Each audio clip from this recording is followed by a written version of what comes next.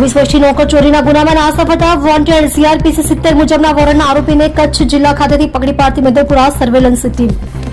સુરત શહેરના માનનીય police commissioner શરૂપમસિંહ Gehlot સાહેબ શ્રી તથા અધિક પોલીસ કમિશનર શ્રી બલરામ મીણા સાહેબ શ્રી સેક્ટર 1 તથા નાયબ પોલીસ કમિશનર રાઘવ જૈન સાહેબ શ્રી ઝોન 3 તથા મદદનીશ પોલીસ કમિશનર આર આહિર સાહેબ શ્રી ઈ ડિવિઝન નાઓએ નાસ્તા ફરતા વોન્ટેડ આરોપીઓને પકડી પાડવાની ડ્રાઈવ અનુસંધાને કાર્યવાહી કરવા સારું સૂચના આપેલ હોય જે સૂચનાને ગંભીરતાપૂર્વક લઈ senior police inspector Shri D U Barad સાહેબ શ્રી તથા second police inspector Shri U J Joshi સાહેબ શ્રી નાઓના માર્ગદર્શન હેઠળ surveillance police sub inspector Shri S A. Asnani સાહેબ શ્રી નાઓના નેતૃત્વ હેઠળ સર્વેલન્સ સ્ટાફના માણસો સીઆરપીસી કલમ 70 મુજબના વોન્ટેડ આરોપીઓને શોધી કાઢવાની ડ્રાઈવ અનુસંધાને વર્કઆઉટમાં હતા।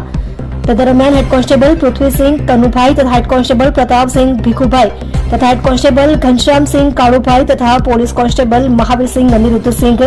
નાઓની ટીમ દ્વારા ટેકનિકલ એનાલિસિસ તેમજ હ્યુમન સોર્સિસના માધ્યમથી સન 2026 વર્ષથી નાસ્તા થતા સીઆરપીસી કલમ 70 મુજબના વોન્ટેડ આરોપી પ્રકાશ બંસીલાલ ગજ્જરનાને